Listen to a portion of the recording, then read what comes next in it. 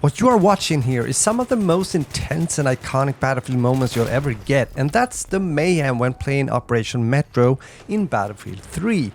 I guess many of you guys have been watching the new Battlefield 6 trailer and are also having hopes that we'll soon see a really good new BF title once more, such as BF3 here, and also BF4 that I did cover as well not too long ago. I therefore thought I'd also play and look into BF3, something I wanted to do for a while now. But unfortunately I haven't been able to retrieve my old Origin account where I have some of the older EA games. Well, that's a story in itself, and I made a video back then about this issue as well. That did pretty well, since I'm not the only one obviously out there that has been struggling with that kind of issue. So I simply bought a new copy for around $5, and here I am now with no unlocks whatsoever. Battlefield 3 is almost 14 years old now, can you imagine? But even so, it still looks pretty cool, especially when ramping up the graphics all the way up. By the way, I'm playing on PC, and if you want to play BF3 in 2025, you can't do that on the older consoles such as the PlayStation 3 and Xbox 360, since EA ended the online services for these games on those platforms in November 2024. Since I recently played Battlefield 4 as well, I know how well these older Battlefield titles plays. It feels good to play a FPS again that has classes and no additional movement patterns such as sliding and similar. It is very much about you, your gun, and also how well you and your team coordinate yourself in order to push through, and by doing so also catch and hold the objectives. This is where a game such as Battlefield 3 feels and plays so well. The teamwork between the very distinct classes and their weapons, guns that both sounds and feel different compared to each other. Yes, that's not the case in many casual shooters nowadays. The visual effects when it comes to explosions and the Destruction 3.0 system that allows for a greater degree of environmental destruction than previous titles in the franchise. Add to that top-tier audio also when it comes to gun sounds, explosions, and overall environmental sounds, and you have a great game in your hand and a great gaming experience at hand. So based only on the actual gameplay experience, it's definitely worth playing Battlefield 3 in 2025.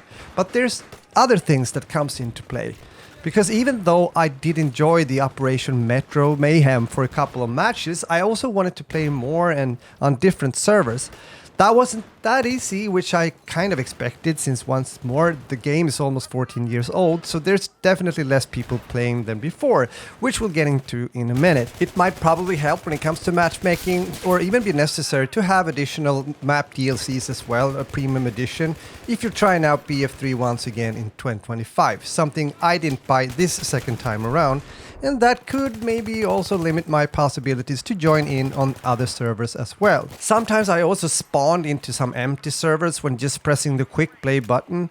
What good to know though, and also see, is that there's still some Battlefield 3 Discord groups around, which can be of interest maybe for you as well. But feel free to fill in here when it comes to your matchmaking experiences playing Battlefield 3 in 2025. When it comes to player count, mainly on PC then, we can see that there's been around 294 players on average, and a peak of 689 players the last 30 days.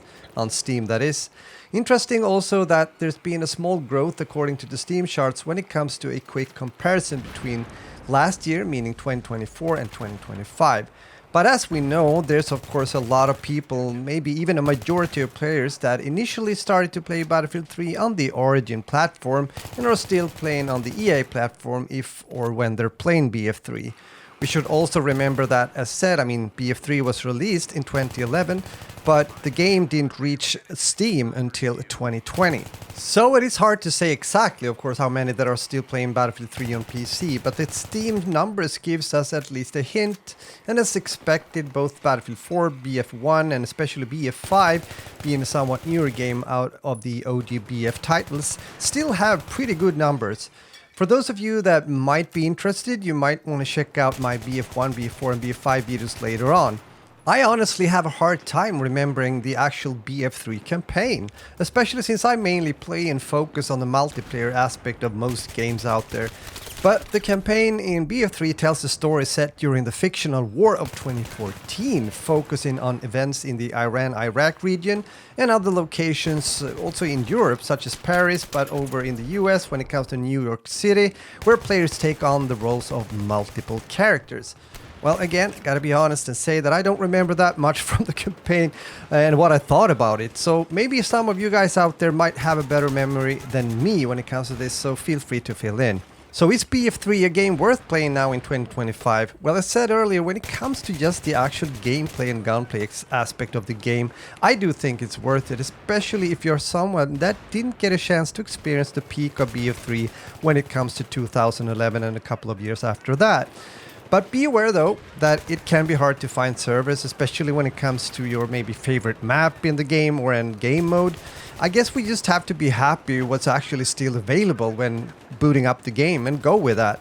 At least I'm happy with the nostalgia experiences I got when buying and playing BF3 once more, especially since I haven't done that in so many years. But playing Battlefield 3 now also reminded me of the evolution that the Battlefield series have had over quite a few years, coming from Bad Company 2, which was the first Battlefield game that I played, leading into BF3, BF4, and then into BF5 that I didn't really like initially, meaning at first, but over time the game grew and became better.